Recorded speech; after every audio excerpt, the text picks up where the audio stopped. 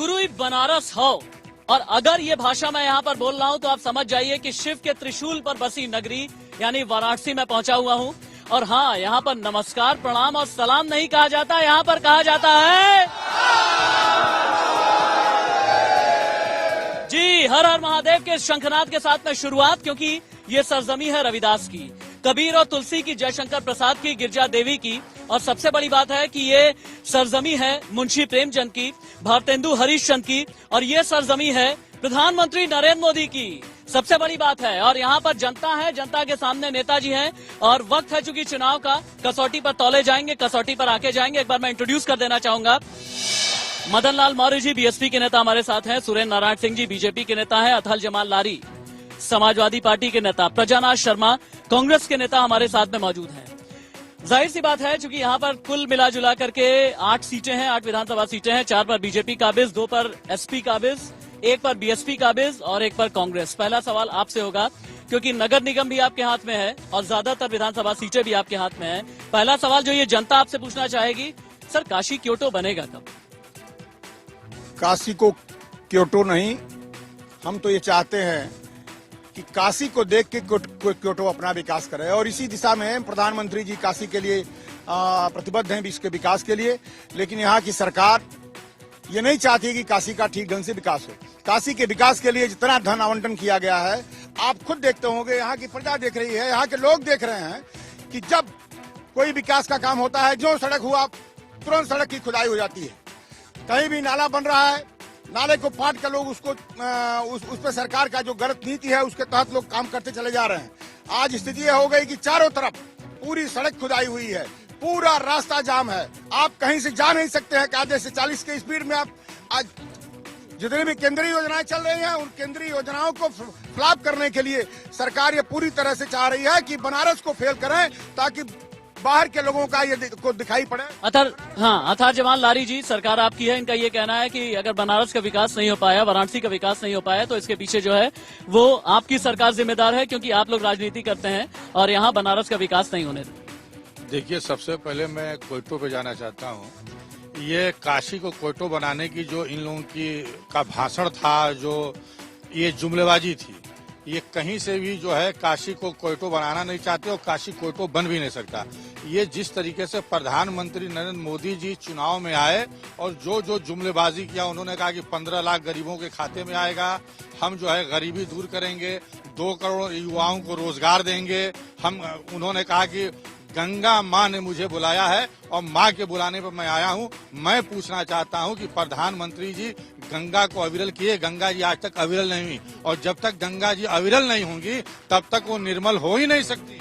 प्रजानाथ, हाँ ठीक है, छोटे छोटे जवाब, छोटे छोटे सवाल। प्रजानाथ शर्मा जी, चूंकि आप कांग्रेस का प्रतिनिधित्व कर रहे हैं, मेरा सवाल यह है कि संपूर्णानंद और कमलापति त्रिपाठी जी के बाद यहाँ पर कांग्रेस ने क्या किया? आपने खुद ही जवाब भी दे दिया है, सवाल भी किया है।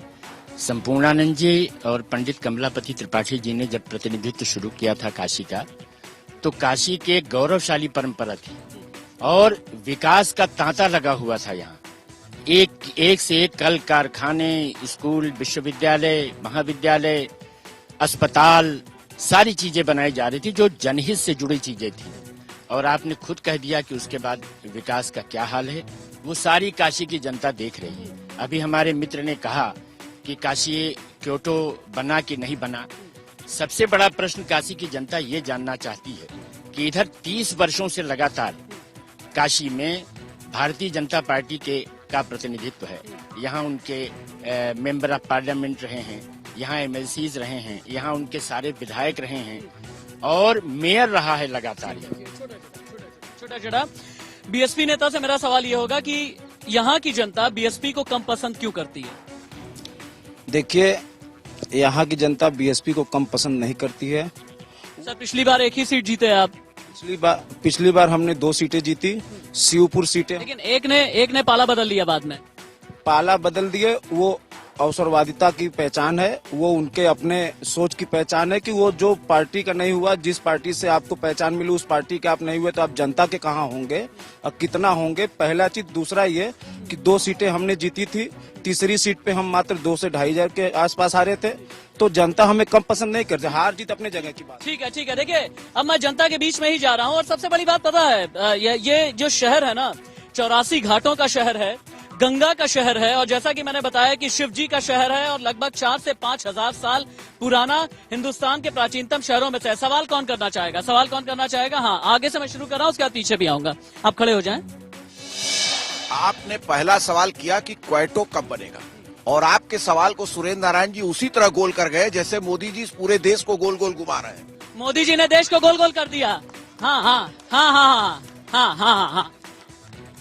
केंद्र की सत्ताधीन पार्टी सवाल पर जवाब नहीं करती, ये गोल गोल घुमा रहे हैं। क्वेटो कब बनेगा इसका मतलब ये नहीं है। इनका मतलब ये है कि आज क्वेटो की बात, कल गंगा की बात, फिर नोटबंदी की बात, फिर रोजगार की बात, किसी बात का कोई जवाब नहीं है।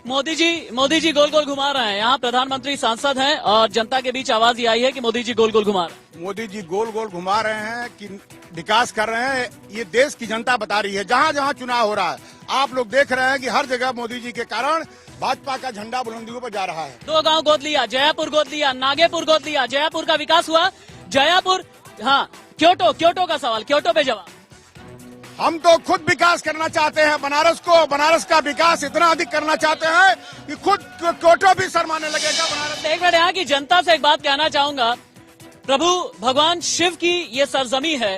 शिव जी मस्तमौला कहे जाते हैं। उन्हें क्रोध जो है बिल्कुल जब अति हो जाती है तभी आती है। आप सभी लोग संयम यहाँ पर रखें, संयम बरतें। आप सभी लोग की बड़ी मेहरबानी होगी। महिलाओं का सवाल, महिलाओं के बाद आप सभी की इजाजत से महिलाओं। आप खड़ी हो जाए मैम।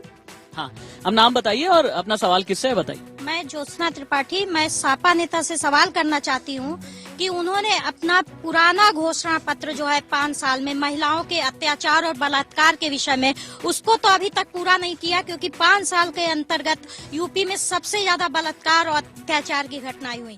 तो अगला घोषणा पत्र उनका कैसे आ गया, वो कैसे पूरा करेंगे? क्या घी देके पूरा घोषणा पत्र जीता जा सकता है? घी देके घोषणा पत्र जीता जा सकता है क्या? घी देके घोषणा पत्र और दिल जीता जा सकता है? देखिए, महिलाओं के लिए 100 नंबर हमने शुरू किया है, और अपराध की संख्या इधर जो है 5 वर्षों में बहुत कम घटी है। एक आध कुछ ऐसी घटनाएं हुई हैं जिसको लेकर के आप चर्चा करें, लेकिन जब भाजपा की सरकार थी, जब सपा की सरकार थी, तो कितनी बलात्कार की घटनाएं हुई, कितनी इस तरीके की वारदात हुए। इस पे आप मतलब आप जो है कंपटीशन करेंगे कि उनका अगर 100 हुआ तो 50 आपका हो जाए, ये कौन सा जवाब है सर? ये कौन सा जवाब? अच्छा, क्योंकि यहाँ ये एक ऐसी पावन भूमि है जहाँ पर गंगा उत्तरवाहिनी है, जहाँ पर गंगा मोक्षदायिनी है। गंगा को लेकर के कोई सवाल है क्या किसी का? गंगा, आपके पास भी आ रहा हूँ, आपके पास भी खड़े हो जाएं। हाँ, एक मिनट, आपके पास भी आ रहा हूँ। प्रधानमंत्री जी की नमामि गंगा योजना पर आरटीआई से भाजपा के साथी जान सकते हैं, मई तक 270 करोड़ रुपए का चाय और बिस्किट पी गए, और 200 करोड़ में हमने वरुणा को बनाकर, समाजवादी अखिलेश यादव की सरकार ने वरुणा को साफ कर 50 नेताओं की तरह देखिए, नेता वहाँ है। सवाल मैं मंचासीन समस्त लोगों से यह जानना चाहता हूं कि इस समय जो मतलब कि बिना प्लानिंग के बनारस में सारे कार्य हो रहे हैं, आप वाबतपुर एयरपोर्ट से चले होंगे और यहाँ तक आए होंगे, कोई भी रोड आपको अच्छी नहीं मिलेगी। यहाँ तक कि धार्मिक बाबा विश्वनाथ का मंदिर जो है वहाँ भी नाले बहते रहते हैं, और हमारे जो है धूल शिकल से अस्थमा और आपके जो स्पेंडिलाइटिस के सारे आपकी आंखें बता रही हैं। ब्रेक लूज से पहले एक बात बताना चाहूंगा कि बनारसी पान बहुत ज्यादा मशहूर है, लेकिन यहाँ ना तो पत्ता होता है, ना कत्था होता है, ना ही चूना होता है, उसके बावजूद भी मशहूर है। बड़ी बात है। बनारसी साड़ी मशहूर है, ये भी बड़ी बात है। और उससे भी बड़ी बात यह है कि बनारस का जो रस होता है ना, इस रस का भी हम मजा लेंगे। एक छोटे से ब्रेक के बाद कहीं मत जाइएगा। जनता के सवाल, नेता के जवाब, फैसला आपका। एक ब्रेक। 39 साल पहले अमिताभ बच्चन ने सिल्वर स्क्रीन पर एक गाना सभी दर्शकों के जहन में डाल दिया, और गाने के बोलते खाई के पान बनारस वाला खुल जाए बंद अकल का ताला। और बनारस में आप हैं और बनारसी पान की बात ना हो, ऐसा तो हो ही नहीं सकता। बनारस के लंका में मैं इसी तरह एक मशहूर पान की दुकान पर मौजूद है। चाचा, नाम क्या है आपका? जगदीश तांबुल भंडार। जगदीश नाम है आपका। जगदीश जी, बनारसी पान बनाते हैं। बनारस के बारे में मैंने ये सुना हुआ कि बनारस का पान जो है पूरी दुनिया में तो मशहूर है, लेकिन न तो यहाँ पर पत्ता होता है, न यहाँ पर कत्था बनता है, और न ही चूना बनता है, लेकिन फिर भी मशहूर है। ऐसा कैसे? यहाँ का टेक्निक है भैया, यहाँ सारी चीज जो है बहुत सलीके से बनाई जाती है, और इसको सब कुछ अपने घर में बनाया जाता है। यहाँ से कच्चा माल आता है, कत्था हुआ, सुपाड़ी हुआ, पान के पत्ते हुए, उसको यहाँ पकाया जाता है। ये पकाने की टेक्निक बनारस में ही है, अन्यथा कहीं जगह नहीं है। हाँ, बनारसी पान इसीलिए प्रसिद्ध है कि ये पका हुआ पान बनारस में ही पकाया जाता है। हाँ, यहाँ का जलवायु और यहाँ पकाने का जो टेक्निक तरीका है वो ऑल ओवर इंडिया में कहीं नहीं है। आप लोगों से बात हो सकती है क्या? आप लोग पान खाने के लिए आए हैं, आपसे बात कर सकते हैं आपसे। आप कौन सा पान खाने आए हैं आप? हम तो मीठा पान खाते हैं भैया, रेगुलरली नहीं है ऐसा, अच्छा। फिर भी इनके पान मशहूर है और बनारस की पान तो पूरी दुनिया में सही मशहूर है। खुल जाए बंद अकल का ताला। और जब मैं यहाँ पर खड़ा हूँ तो समझ लीजिए मैं भी छोरा गंगा किनारे वाला। रे आप भी आगे आइए ना। पहले पान का रेट यहाँ पर दिखाइए। जगदीश जी की पान का रेट, छोटा पान 5 रुपए, साधारण पान 6 रुपए, बड़ा पान 7 रुपए, गुलकंद का मीठा पान 12 रुपए और स्पेशल मीठा पान जो है वो 18 रुपए का। अभी पान खाने के लिए आए हैं। ये क्या पान का, बनारसी पान में क्या मजा होता है, अलग क्या होता है कि पूरी दुनिया भर में इतना मशहूर है? बनारसी लोगों का भी अलग पहचान है और पान का भी अलग पहचान है। इन लोगों के पान की एक विशेषता है कि आप जो है पान खाइए और थूक दीजिए, या जो है आप लगातार 20-25 पान खाते रहिए, वो पता ही नहीं चलेगा, घुल जाएगा बिल्कुल। जो है अन्य लोगों के पान में थोड़ा फर्क है जो है। कौन सा पान खाते हैं आप यहाँ? मगही पान खाते हैं। हाँ, मगही पान। चाचा, बड़ा सुना है हमने, मगही पान क्या होता है? मगही पान गया से आता है। अच्छा। गया से आता है और उसको यहाँ पकाया जाता है। मगही पान मतलब जो मगध से आए, है ना? अच्छा। महीने में, माघ के महीने में मगही पान पैदा होता है, वो पान मगही कहता है। मैं बनारस में हूँ, आप कहेंगे नया क्या? मैं कहूंगा मैं बनारस की एक गली में हूँ तो आप कहेंगे गलियों का शहर है, इसमें नया क्या? लेकिन जैसे ही मैं कहूं कि मैं बनारस की मालती बाग की गलियों में हूं, आपके कान खड़े हो जाने चाहिए, क्योंकि यहाँ पर बनारसी साड़ियों की एक गली ही कही जाती है और इसी गली में बनारसी साड़ी का थोक का काम होता है। थोक विक्रेता है कई लोग, उन्हीं में से एक मैं अंदर की तरफ जा रहा हूं और ये सिराज भाई की थोक बनारसी साड़ियों की दुकान है।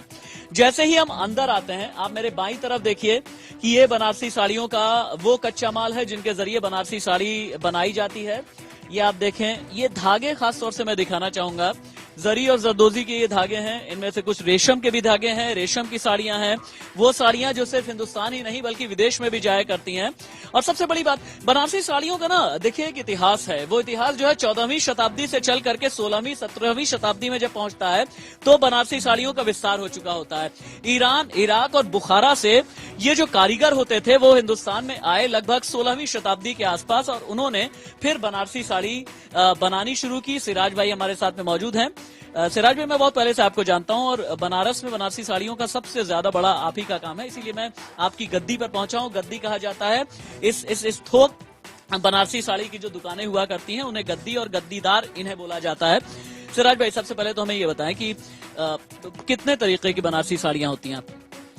बनारसी साड़ियां ऐसे तो हजारों तरीके की होती हैं, खास तौर से बनारसी सिल्क, बनारसी में ये जरदोजी का काम आजकल बनारसी में ज्यादातर सिल्क में पर एम्ब्रॉयडरी का काम ज्यादा चल रहा है और हजारों टाइप की साड़ियां हैं। आपको मतलब कि ऐसे बताने से कुछ पता नहीं चलेगा। जरा दिखाइए, बताने से अच्छा ये होगा। थोड़ा मेरी गुजारिश है कि आप अपनी गद्दी पर से उठें और चूंकि चारों तरफ ये इधर अंदर बाहर सारा ढेर लगा हुआ है, इधर आ जाएं, आप आ जाइए और हमें दिखाइए। और साथ ही साथ मैं थोड़ा सा दर्शकों को ये बताना चाहूंगा कि बनारसी साड़ी जो होती है ना, इमोशन से भी जुड़ी होती है और कहा यह जाता है कि नई दुल्हन इसलिए पहनती है क्योंकि ये बनारस की पवित्रता इसमें समाई हुई होती है।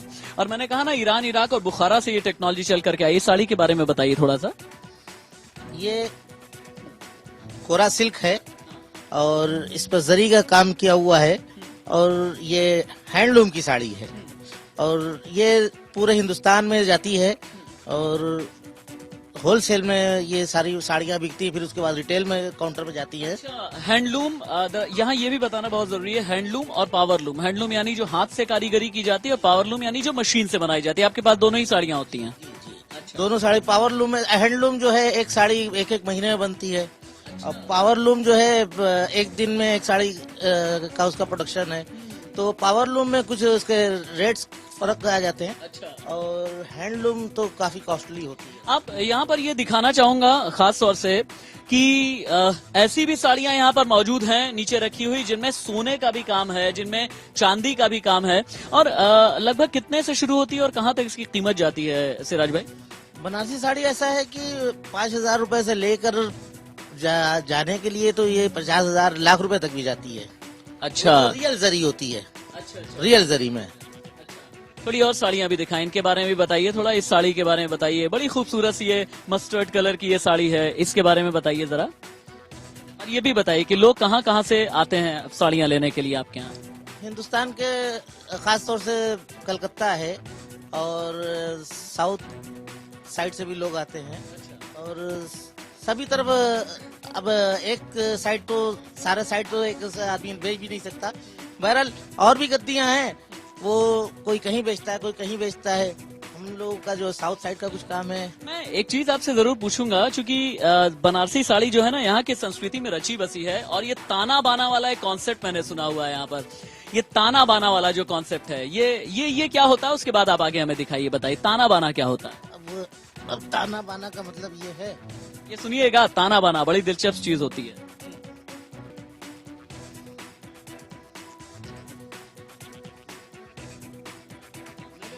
हाँ, ये जो है ये इसको तानी कहते हैं, जिसे ताना भी कहा जाता है। और जो ये इस तरह से फेंका हुआ है तो इसे बाना कहते हैं। एक बात वैसे बता दूं, बाना मिल के ही एक कपड़ा बनता है। और आपको पता है ताना बाना मैंने क्यों कहा कि बनारस की एक अलग संस्कृति है, गंगा जमनी तहजीब का हिस्सा है, क्योंकि जो ताना का काम होता है कई बार हिंदू करता है, और बाना का जो काम होता है वो कई बार मुसलमान करता है। और इसीलिए कहते हैं जो ताना बाना जुड़ा हुआ होता है ना, उसके बिना साड़ी नहीं बना करती। सबसे बड़ी बात यह है कि मुगलों ने सबसे ज्यादा बनारसी साड़ी का जो काम था ना, सबसे ज्यादा विस्तार, सबसे ज्यादा बेहतर तरीके से उन्होंने फैलाया। लेकिन सबसे ज्यादा बनारसी साड़ी जो पसंद की जाती है वो राजपूतों और मारवाड़ियों में की जाती है। क्यों सिराज भाई? पूरे हिंदुस्तान में हर जगह पसंद की जाती है, और खास तौर से ये शादियों में ज्यादा। और हाँ, क्या बताना? बनारसी साड़ी मंडप पर बनारसी साड़ी जरूरी है। हाँ, वो लेना ही है। 4-5 जो भी लेंगे 4-5 लेना ही पड़ेगा उनको। अच्छा, हाँ, क्या कह रहे हैं? ये रिवाज है लोगों का। अच्छा, रिवाज है ये लोगों का। रिवाज है कि साड़ी के बगैर शादी अधूरी है। साड़ी के बगैर, बनारसी साड़ी के बगैर शादी अधूरी। और भी निकाल के कुछ दिखाइए ना भैया, दिखाइए ना निकाल करके। हाँ, आप बताते रहें। ये कीमत जो है कम से कम जो है कि 15 से 20 हजार स्टार्टिंग है इन सबकी। 15 से 20 हजार ये थोक रेट है। आप ये समझिए, थोक रेट है बनारस में, ये होलसेल का रेट है। लेकिन आप अगर इसे लेकर के चले जाएंगे दिल्ली में, मुंबई में, तो फिर आप ये समझिए कि फिर ये साड़ी आपको हो जाएगी लगभग 40 से 45 हजार। और इस साड़ी की कीमत क्या है? 55,000। 55,000 की है। इसमें जरी सारी चांदी की लगी हुई है। हाँ, ये चांदी की जरी है। और दिखाइए, कैमरा थोड़ा सा और फोकस कीजिए और लेकर के आइए। ये देखिए, ये चांदी और सोने का इसमें काम है। चांदी और सोना मिक्स। ये चांदी ये भी है, इसके ऊपर चांदी पर गोल्डन पॉलिश है। इसे पूरी खोल करके दिखाइए। मैं बड़ा एक्साइटेड सा हो गया हूँ, क्योंकि जिंदगी में पहली बार देख रहा हूँ मैं। हाँ, खोल के दिखाइए इसे। और इसका थोक रेट आपने कितना बताया? 55,000। 55,000 थोक रेट है। सिराज भाई, ये जब दिल्ली जाएगी तो इसकी कीमत क्या हो जाएगी? अब जाहिर सी बात है, ये कम से कम 90 लाख, 90 हजार, 1 लाख समथिंग। 90,000 से 1 लाख के आसपास। और सबसे बड़ी बात यह है कि इसके बगैर जो है शादी पूरी नहीं होती। आपने ये जरूर देखा होगा कि किस तरह से बना करती है, लेकिन साड़ी कैसी होती है ये हम आपको दिखा रहे हैं। सोना जड़ी हुई, चांदी जड़ी हुई साड़ी, अलग अलग कलर की, अलग अलग रंग की, अलग अलग रेंज की साड़ी, जो कि हिंदुस्तान के मुख्तलिफ हिस्सों में जाया करती है। और बनारसी साड़ी जो है, इसके अलावा भी कहते हैं कि ये जो रंग होता है ना, बनारस का रंग, इससे बनारस का रंग जब घुल जाता है तो इसमें प्यार भी होता है, मोहब्बत भी होती है, खूबसूरती भी होती है। और सिर्फ सोने चांदी भर से तराश करके इसे मत देखिए आप। आइए, बनारस का ये भी एक अलग तरीके का मजा है, अपना शौक भी है। और अपनी जेब जरूर आपको हल्की करनी पड़ेगी, जेब ढीली करनी पड़ेगी, क्योंकि ये इतनी सस्ती साड़ियां नहीं होती हैं। लेकिन हाँ, सिराज भाई के पास में आइए, मालती बाग में आइए। ये खास गली है जहां पर आपको बनारसी साड़ी हर रेंज की, हर तरीके की, हर डिजाइन की यकीनन मिलेगी। कर मतदान फर्ज ये है हम लोगों का, कर मतदान फर्ज ये है हम लोगों का, फर्ज ये जरूरी है निभाना, फर्ज ये जरूरी है निभाना, देखो न कहीं चूक जाना, फर्ज ये जरूरी है निभाना, देखो न कहीं चूक जाना, सबके लिए है भैया। सबसे बड़ी बात ये होती है ना, ये अपील हाँ बंद कर दीजिए। ये अपील हम इसलिए कर रहे हैं और एक संगीतकार के माध्यम से इसलिए कर रहे हैं हम ये अपील, क्योंकि हर एक वोट जरूरी होता है और एक वोट बहुत बड़ी चोट करता है। लोकतंत्र की खूबसूरती यही है कि आपका हर एक वोट बहुत ज्यादा जरूरी है। सर, हम जब ब्रेक पर गए उससे पहले सारा विकास की ही बात हो रही थी, तमाम विकास की बात हो रही थी और भी ये कहा जा रहा था कि सड़कों की बात नहीं है, सड़कों पर गड्ढे हैं। बनारस को लेकर के मेरा एक और भी आपसे सवाल है, चूंकि बीजेपी नेता आप हैं, मेरा सवाल आपसे ये है, चूंकि यहाँ पर बनारसी साड़ी है, बुनकर एक उद्योग के तौर पर है, लेकिन उसके बावजूद भी ये उद्योग धंधे हमेशा बैठे हुए क्यों रहते हैं? हमेशा ऐसा क्यों है कि वहां पर काम करने वाला, चाहे मजदूर हो, चाहे बुनकर हो, चाहे वो रंगरेज हो, हमेशा रोता क्यों रहता है? भाई साहब देखिए, ये मूल समस्या प्रदेश सरकार की है। विगत ये जो सरकारें बनी है, निश्चित तौर पर इस उद्योग को बहुत बड़ा झटका लगा है। आज इसी उद्योग को विकसित करने के लिए माननीय प्रधानमंत्री जी ने दुनिया का सबसे बड़ा कार्यक्रम बुनकरों के लिए, एक स्थान पर सभी कार्यक्रम बुनकरों की जितनी भी समस्याएं हैं, चाहे उनको लोन लेने की है, चाहे उनकी अपनी साड़ी बेचने की है, चाहे उनसे करघा लेना है, चाहे रेशम लेना है, सभी समस्याओं के समाधान के लिए बहुत बड़ा वहां पर उन्होंने स्थापित किया है। और निश्चित तौर पर जान लीजिए कि जिस दिन वो बनकर तैयार होगा, इस क्षेत्र के जिस दिन, सर सवाल तो यही है ना कि जिस दिन, सर बुनकर तो आपके वोट बैंक हैं, आप लोगों ने भी कुछ नहीं किया उनके लिए। देखिए, हमने बुनकरों का कर्ज माफ किया है, बिजली का बिल माफ किया है, बुनकरों को हमने जितना प्रोत्साहित किया। ये कहना है कि हमारा धंधा साफ भी किया है। देखिए, धंधा साफ तो नोटबंदी ने कर दिया। जो नोटबंदी हुई है उसमें बुनकर जो है बेहाल हो गया है, उसके कारखाने बंद हो गए हैं, चाहे वो रंगने वाला हो, चाहे बिनने वाला हो, चाहे जो कोई भी हो। इस नोटबंदी ने मारा है कि तमाम कारोबार को बर्बाद कर दिया है और तमाम कारोबार, और बुनकर से लेकर के, गरीब से लेकर के, मजदूर से लेकर के हर तबका जो है। जिसके राज्य में महिलाएं, अंदर वहां से एक आवाज आई है, जिसके राज्य में महिलाएं सुरक्षित नहीं है, आपने उनका दामन थाम लिया, तो आपको भी कसूरवार जनता क्यों ना समझे? देखिए, स्टीयरिंग हमारे हाथ में है, बिना हाथ के पंजे के साइकिल नहीं चल सकती। सर, स्टीयरिंग लिए रही है, एक्सीलेटर दबा देते हैं ये लोग। नहीं, एक्सीलेटर नहीं दब पाएगा। दो सवाल आए हैं, महिलाओं की सुरक्षा पर और पानी पर और ईद मनाने पर हमारे साथियों ने सवाल किया है। 2 मिनट का समय हम आपसे लेंगे। इस देश का प्रधानमंत्री और काशी का प्रतिनिधि जब यहाँ से ये आवाज देगा संसद में कि बुनकर और इस तरह की जो बात उठाने वाले हैं, विकास की बात उठाने वाले लोग हैं, वो पाकिस्तान चले जाएं। हमारा प्रतिनिधि जब लखनऊ जाके एक धर्म संगत नारा देगा समारोह में, तो आप समझ सकते हैं कि इस देश का विकास किस हद तक। सुप्रीम कोर्ट ने यह कहा कि धर्म और जाति के आधार पर आप चुनाव नहीं लड़ सकते, उसके बावजूद भी धर्म और जाति के आधार पर टिकट बांटा मायावती ने, तो क्यों ना आपको भी इस चीज का कसूरवार जनता ठहराए कि आप भी समाज को बांटते हैं? देखिए, हम समाज को बांटने की कभी बात ही नहीं करते हैं। बहुजन समाज पार्टी ही एक ऐसी पार्टी है जो जाति तोड़ो समाज जोड़ो का नारा बुलंद करती है, और बहुजन समाज पार्टी ही एक ऐसी पार्टी है जो सर्वजन हिताय सर्वजन सुखाय का नारा देती है, और जो जाति धर्म की बात करके हमारे ऊपर आरोप विपक्ष या मीडिया लगा रही है कि हमने धर्म संप्रदाय को देखकर टिकट दिया, हमने इंसान को देखकर टिकट दिया, हमने किसी का न जाति देखा न धर्म। धर्म संप्रदाय के आधार पर कौन सी पार्टी बांटती है? खड़े हो जाइए। मैं भारतीय जनता पार्टी के सुरेंद्र नारायण जी से पूछना चाहता हूं कि आप बीएचयू को एम्स कब दे दोगे, आप अयोध्या में राम मंदिर कब बना दोगे, और आप सबसे बड़ी बात यह है कि जब भी चुनाव आता है तब आप दंगे का सहारा लेते हो, तो उत्तर प्रदेश के अंदर भी क्या सरकार बनाने के लिए दंगे का सहारा आप लेंगे अब की बार या नहीं? बनारस में एक आवाज ये भी आई कि बीजेपी ने बनारस को, प्रदेश को और देश को मंदिर और मस्जिद के नाम पर बांट दिया। कभी भी भारतीय जनता पार्टी मंदिर और मस्जिद के लिए इस तरह से बात नहीं करती है कि इस देश में दंगा हो या को। मंदिर बनाना हमें है, मंदिर बनेगा, चल रहा है मुकदमा जो खत्म होता है, मुकदमे का जो निर्णय आएगा उसके हिसाब से होगा, नहीं तो हमारी पार्टी लोगों से वार्ता कर रही है, वार्ता करके उसको मंदिर बनाया जाए। घोटालों वाली सरकार को क्यों जनता वोट? ये बताइए कि 5 बरस से अखिलेश यादव जी की सरकार है, कोई एक घोटाला बता दीजिए इस सरकार में घोटाला हुआ हो। मैं एक बात बताऊं, घोटाले से ज्यादा सियासत हो गई। वरुणा और असी, आपको तो पता ही है, वरुणा में सौंदर्यीकरण हुआ, लेकिन उसके बाद सियासत के भेंट चढ़ गया। असी पे कुछ भी नहीं हुआ, इसलिए क्योंकि वो विभाग जो है शिवपाल जी के पास। जा करके वरुणा कॉरिडोर को देख लीजिए। वरुणा कॉरिडोर जो है, पड़ोस में जौनपुर का रहने वाला हूँ मैं, जौनपुर के रहने वाले हैं। आप जाइए, जहाँ से बदबू आती थी जिस इलाके से, वहाँ पे खुशबू आ रही है। और जहाँ तक सांप्रदायिकता की बात है, सांप्रदायिकता तो भारतीय जनता पार्टी के नस नस में भरी हुई है और उन्होंने सांप्रदायिकता के आधार पे चुनाव लड़ते हैं और अब मंदिर और मस्जिद की बात करते हैं। देखिए, बनारस से ये किस्सा कुर्सी का था। और जब किस्सा कुर्सी का होता है तो आप ये समझिए, कुर्सी डोलती भी है, कुर्सी रुकती भी है, टिकती है, गिरती भी है। ये सब कुर्सी का एक चरित्र होता है।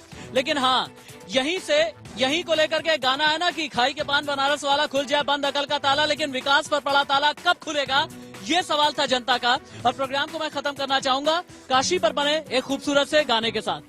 क्या बात है। ओम नमः शिवाय, ओम नमः शिवाय, ओम नमः शिवाय, ओम नमः शिवाय। पूर्णा भैरो बाबा, मायन पूर्णा भैरो बाबा, रह न कोई बाकी। कि बम बम बोल रहा है काशी, बम बम बोल रहा है काशी। शिव खेले मसाने में होरी, शिव खेले मशाने में होरी।